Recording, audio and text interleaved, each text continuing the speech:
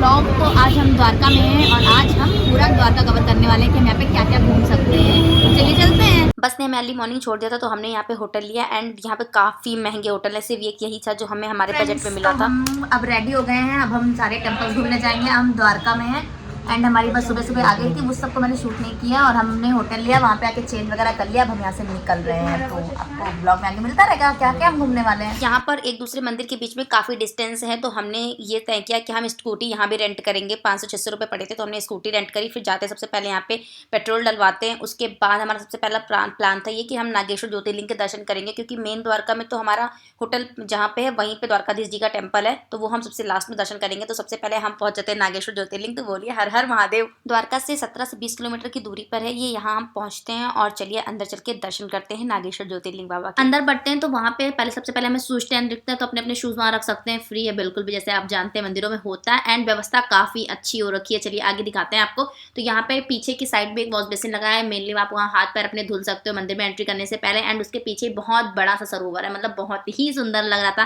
कहते हैं ना कि आप प्रकृति के बीच में अगर रहना है तो ऐसी जगह ही ढूंढो। यहाँ से हाथ पैर धुल के हम अंदर मंदिर के जाने के लिए प्रवेश करते हैं। वहाँ पे हमें दो तरह की लाइन दिखती है। एक लाइन ऐसी होती है जहाँ पर आप अपना खुद का प्रसाद खरीदते हैं या भगवान के दर्शन करने के लिए जाते हैं। दूसरी लाइन वो होती है जहाँ पर अगर आपको गर्भगृह के अंदर जाके भगवान की पूजा करनी है तो उसके लिए अलग से टिकट कटती है। वहाँ पे आपको प्रसाद वगैरह के लिए पे करना होता है। पूरी थाली वो सजा कर देते हैं। आप अंदर जाके गर्भगृह में बैठ के अपने बाबा की पूजा अर्चना कर सकते हैं। अगर आप गर्भगृह के अंदर जाकर पूजा करते हैं उसके लिए काफी ज्यादा भीड़ होती है, क्योंकि एक एक बंदे पे ज्यादा समय लगता है। एंड अगर आप नॉर्मली दर्शन करना चाहते हैं, लाइन में खड़े होकर भगवान की दर्शन करना चाहते हैं, तो आप आराम से दर्शन कर लेते हैं। देखिए बाबा आपको यहाँ भी दिख रहे हैं, तो फटाफट से कमेंट में ओम नमः शिवाय जरूर लिख दीजिएगा। आराम से नागेश्वर ज्योतिर्लिंग बाबा के दर्शन करने के बाद यहाँ आप नंदी महाराज के भी दर्शन करिए, इनसे अपनी पूजा अर्चना करिए। अगर आप चाहते हैं तो 2-4-5 मिनट आराम से मंदिर परिसर में बैठ के भगवान की पूजा अर्चना कर सकते हैं। यहाँ एक दुर्गा माता की भी मूर्ति है। अंदर मंदिर परिसर में छोटी छोटी ऐसे स्टॉल्स टाइप के हैं जहाँ पर पूजा सामग्री मिलती है। आप वहाँ से चाहो तो खरीद के कुछ भी ला सकते हो। इतनी महंगी नहीं थी, नॉर्मल रेंज में ही थी। एंड वहीं पे आपको प्रसाद का भी काउंटर मिलेगा, जो भगवान को चढ़ा हुआ प्रसाद होता है वो भी आप अपने घर के लिए ला सकते हो। मुख्य मंदिर से दाईं ओर बाहर निकलते हैं, यहाँ पे शिव परिवार की मूर्ति है। हमने पहले वहाँ दर्शन किए और आसपास 2-4 छोटे छोटे मंदिर बने हुए थे, तो हम वहाँ एक एक करके जाते दर्शन करते। सबसे पहले यहाँ हम शनिदेव महाराज के दर्शन करते हैं। बाबा के दर्शन करने के बाद बगल में यहाँ पे नाग देवी देवताओं की पूजा होती है, जैसे कि नागेश्वर ज्योतिर्लिंग है तो इनकी यहाँ काफी मान्यता है। यहाँ ना शिव जी की एक मूर्ति है बहुत बड़ी सी, आप देख सकते हैं, ये देखिए है ना।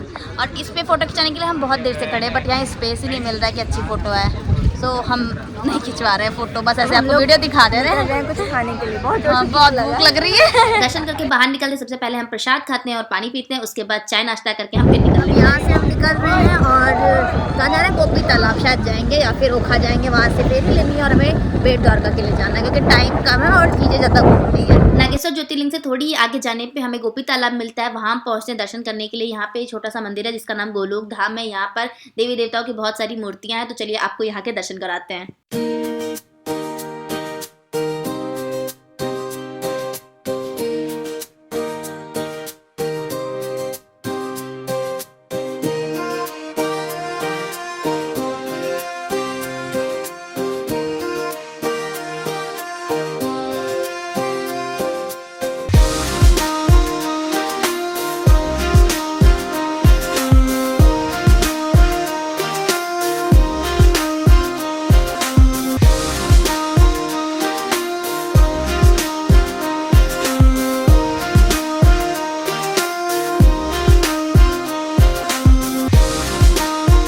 भगवान के चमत्कार की तो कहीं भी कमी नहीं है। यहाँ पर एक राम नाम का तैरता हुआ पत्थर लाया गया है, यहाँ पे रखा गया। आप देखेंगे तो ये पानी में बिल्कुल नहीं डूबता है, आराम से तैरता रहता है। मैंने छूकर भी इसका आशीर्वाद लिया है। यहाँ पर आसपास ही काफी सारे मंदिर, हमने वहां दर्शन किया और बाहर निकलती बहुत प्यास लग रही थी तो हमने गन्ने का रस पिया। इस समय वैसे दिल्ली में काफी सर्दी हो रही है, लेकिन गुजरात में अगर आप इस टाइम पे घूमने आ रहे हो तो इतनी सर्दी नहीं होती है, बहुत ही नॉर्मल टेम्परेचर रहता है। हमने स्वेटर भी बस पहन रखा था तो हमें बहुत ज्यादा गर्मी लग रही थी, क्योंकि हम इस प्रिपरेशन के साथ नहीं आए थे। यहाँ की सबसे अच्छी बात यह है कि आप किसी भी ढाबे पे अगर खाना खाने बैठते हो तो आपको सिर्फ 120 रुपए में पूरी अनलिमिटेड थाली मिलती है। तो चलिए देखिए आपको इस थाली में क्या क्या मिलता है।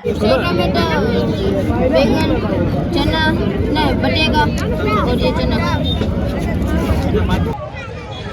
खाना आ गया, फटाफट से खा तो आप देखिए कितना कुछ खाने को मिलता है, थाली में भी अच्छे से फिट नहीं आ रहा है यार, मजा आ गया, काफी टेस्टी था। यहाँ से फिर हम निकल जाते हैं बेट द्वारका के लिए। इस रास्ते पे जाने का अपना अलग लेवल का एक्सपीरियंस है। देखिए आप समुद्र देखिए। अभी हम बेट द्वारका पहुंच गए हैं। बताए थे लोग की फेरी बंद है तो हम बाय रोड आए हैं और यहाँ पे फोन वगैरह सब कुछ जमा करना होता है अंदर जाने के लिए, तो फटाफट से सब कुछ रख देते हैं और फिर चलते हैं बेट द्वारका। अब फोन वगैरह जमा हो गया तो वीडियो कैसे शूट होती, तो हम फटाफट से जाते हैं, दर्शन करके आते हैं। हाँ भीड़ ज्यादा थी, काफी समय लग गया, बट दर्शन अच्छे से। बेट द्वारकाधीश मंदिर के पास ही 2-3 मंदिर और हैं, उसके दर्शन आप जरूर करिए अगर आपके पास समय है तो।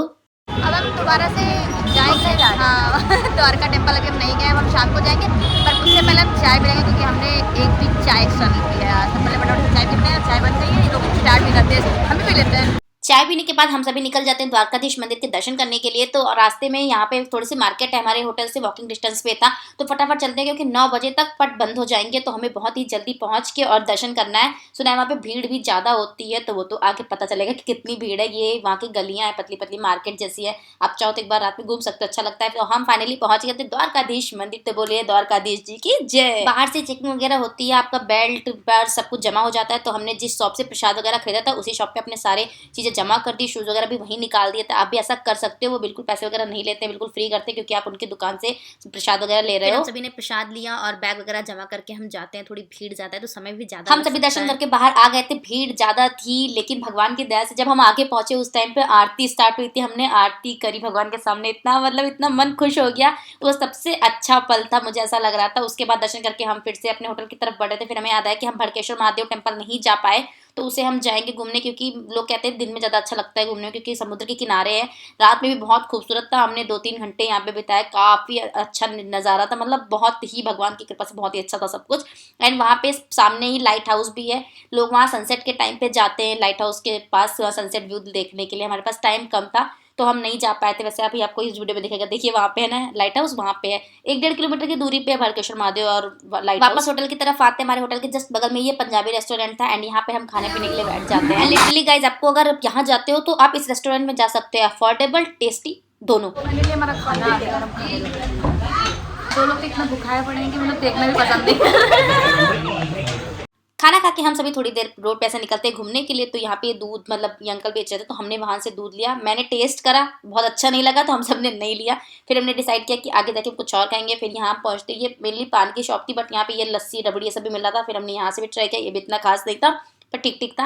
ये लोगों ने पान वान लेने का सोचा, भगवान जाने लिया कि नहीं लिया, हम तो आगे निकल गए थे। लिया है लग रहा है, देखिए इसमें वीडियो भी बना रखी है, सही बात है। वैसे मुझे पर्सनली पान खाना पसंद नहीं, मैंने शायद एक बार बनारस में ट्राई किया था, उसके बाद मैंने कभी ट्राई नहीं किया। अगर आप में से किसी को पान खाना पसंद है तो जरूर कमेंट करना, और ये भी कमेंट करना किस किस ने बनारसी पान खाया है, ये कौन सा पान था ये भी बता दो अगर पता है तो। मुझे तो नहीं पता फिलहाल, इसमें जेम्स वगैरह डाल रहे भाई, चेरी वेरी डाल रहे, कौन सा पान है ये। तो इस तरह से हमारा द्वारका व्लॉग खत्म होता है। एंड अगर आपको ये व्लॉग पसंद आया तो लाइक कर दो, शेयर कर दो, सब्सक्राइब कर दो, और आपसे कल मिलेंगे सोमनाथ व्लॉग के साथ। तब तक के लिए बाय बाय।